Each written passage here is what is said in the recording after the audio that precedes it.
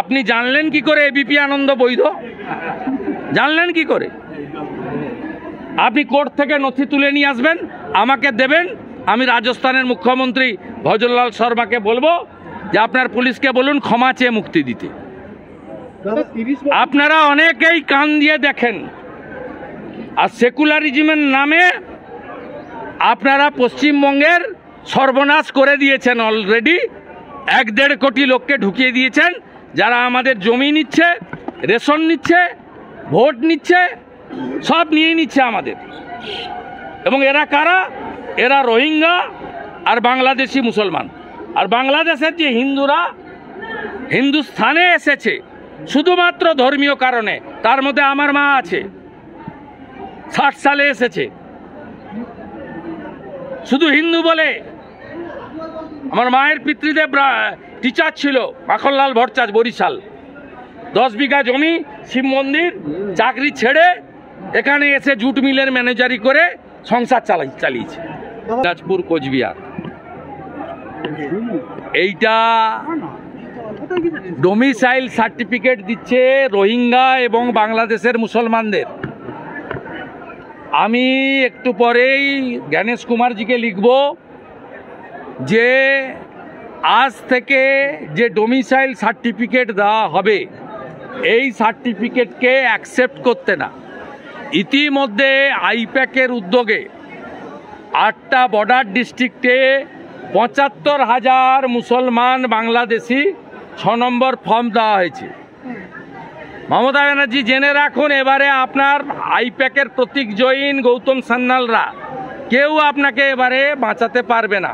যা করছেন খবর আসছে, এবং এই রাজ্যের বিজেপি তার লড়াইটা লড়বে। আর আমি বিরোধী দল নেতা, আমার এটা ডিউটি। এবং শুধু তাই নয়, আমি পশ্চিমবাংলায় বিডিও, এসডিও, ডিএমদেরকে ধমকি নয়, সতর্ক করছি। আপনারা আজ থেকে দেওয়া ডোমিসাইল সার্টিফিকেট যদি হিয়ারিংয়ে বা তদন্তে, বাড়ি বাড়ি সার্ভেতে অ্যাকসেপ্ট করেন আজকের দিন থেকে, 26শে জুলাই থেকে, তাহলে পাঠানকালীর ভুয়া জন্ম মৃত্যু সার্টিফিকেট মতো আপনাদের কপালেও দুঃখ আছে। 1 নম্বর। দ্বিতীয় নম্বর, বিএলও নিয়ে আমি প্রোটেস্ট করেছিলাম এগরা থেকে 84 জন আইসিডিএসের নাম দিয়ে। তারপরে গোটা ভারতে চেঞ্জ হয়ে গেছে। 1.1-এ বলা আছে পার্মানেন্ট স্টাফকে দিতে হবে। ইতিমধ্যে তৃণমূল কংগ্রেসের দেওয়া তালিকা অনুযায়ী বহু বুথে পার্মানেন্ট স্টাফকে দেয়নি, এবং লিখে দিয়েছে যে ওখানে পার্মানেন্ট স্টাফ বুথে নেই। পার্মানেন্ট স্টাফ বুথে না থাকলে 1.1 না হলে 1.2-তে দেওয়া যায়। Para teacher, part timer, vocational, ICDS ইত্যাদি।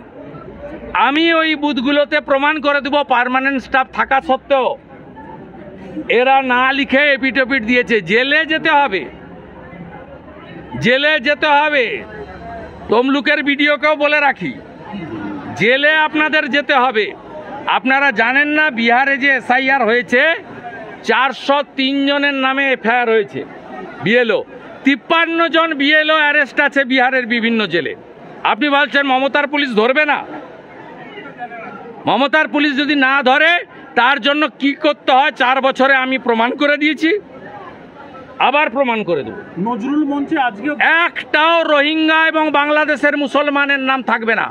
আমাদের এখানেও সব মুসলমান গ্রামে বাংলাদেশের মেয়েদের ফেসবুকে এই 5-6 বছরের মধ্যে পটিয়ে নিয়েছে, বিয়ে করিয়ে। হাসপাতালে নিয়ে যেতে হলো। ঠিকাদারদের বলবো কাজ করবেন না। পথশ্রীর পেমেন্ট পাননি, মানরেগার মেটেরিয়াল সাপ্লাই পেমেন্ট পাননি, এটাও ভোটের আগে করছে, পেমেন্ট পাবেন না। আর 2 লাখ টাকা বুথ সভাপতি চাইবে ভোটের জন্য। আমি আমার ঠিকাদার ভাই বোনেদের বলবো কাজ করবেন না, বিজেপি আসবে তারপরে কাজ করবেন। শিলিগুড়ি থেকে আলিপুর ট্রেনিং হচ্ছে। আরে আপনি পূর্ব মেদিনীপুরে কি করেছে জানেন? প্রথম বিএলও লিস্ট পাল্টেছে পূর্ণেন্দু মাঝি, সভাধিপতিকে নিয়ে বসে। আমার কাছে পুরো রেকর্ড আছে, পুরো রেকর্ড আছে। আমি একদম যা করার করব, নিশ্চিন্ত থাকুন।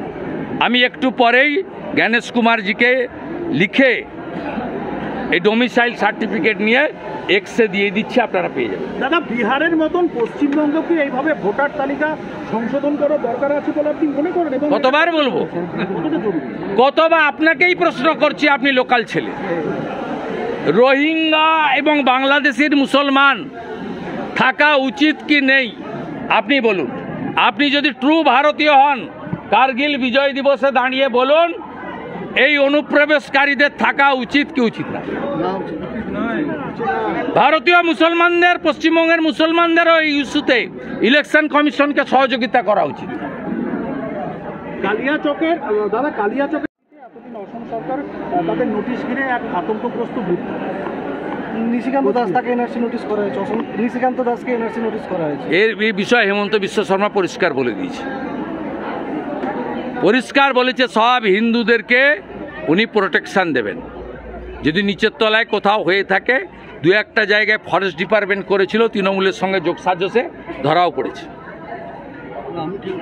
উত্তর দিয়ে দিয়েছে। ওই জন্য ওদের এক্স এমপি পার্থপ্রতিম রায়কে ভুয়া পোস্ট করে ডিলিট করতে হয়েছে। মুম্বাই পুলিশ প্রমাণ করে দিয়েছে মমতা মিথ্যাবাদী। আমি 15ই আগস্টের পরে এই কন্যা সুরক্ষার মতো রাস্তায় নামবো, রোহিঙ্গা মুক্ত, বাংলাদেশি মুসলমান অনুপ্রবেশ মুক্ত, ডক্টর শ্যামাপ্রসাদ মুখার্জির বাংলা চাই। শুভেন্দুদা, এই সম্পর্কের জেরে বাঙালি শ্রমিক ভিন রাজ্যে গিয়ে খুন হয়েছেন, তার ওর বসিরহাটের পরিবারও বলেছে কালকে। হ্যাঁ, তাহলে কি বলবেন? কেন মিথ্যাচার করছে তৃণমূল? মানে মিথ্যেবাদী, মিথ্যাশ্রী। 14 বছর কাজ করার পরেও এইসব বাঙালি বাঙালি করতে হচ্ছে কেন? মমতা ব্যানার্জি তো হিসাব দিবে চাকরি কত দিয়েছে, মমতা ব্যানার্জি তো হিসাব দিবে স্কুল কত করেছে, মমতা ব্যানার্জি তো হিসাব দিবে হসপিটাল কত করেছে, মমতা ব্যানার্জি তো বলবে যে কত অকৃষিযোগ্য জমিকে কৃষিযোগ্যে পরিণত করেছি, মমতা ব্যানার্জি তো হিসাব দিবে কতগুলো ভালো পাকা রাস্তা করেছি, ব্রিজ করেছি, কত পরিযায়ী শ্রমিককে ফিরিয়ে এনে কাজ দিয়েছি। এখনো লক্ষ লক্ষ লোক কেন ভেলোরে কটকে যায় চিকিৎসা করতে? কেন 2,15,00,000 বেকার? কেন 60 লক্ষ পরিযায়ী শ্রমিক? মুখ্যমন্ত্রী 14 বছর পরে উনি তো বিরোধী নেত্রীর মতো কথাবার্তা বলছেন। এই রাস্তা নিয়ে যে উনি টুপি পরানোর মাস্টার, এবারে টুপি পরবে না, এবারে বাঁটনা মাত, এবারে যোগীজির যে স্লোগান বাঁটেঙ্গে তো কাটেঙ্গে, এবারে कोई बांटने वाला हिंदू नहीं है। আপনারা দেখছেন 24 ঘন্টা ইন্ডিয়া টিভি, সর্বদা সবার পাশে সবার মাঝে। আজ এ পর্যন্ত। সঙ্গে রাখুন 24 ঘন্টা ইন্ডিয়া টিভি, দেখতে থাকুন সব জেলার সব খবর সবার আগে 24 ঘন্টা ইন্ডিয়া টিভির পর্দায়। নমস্কার।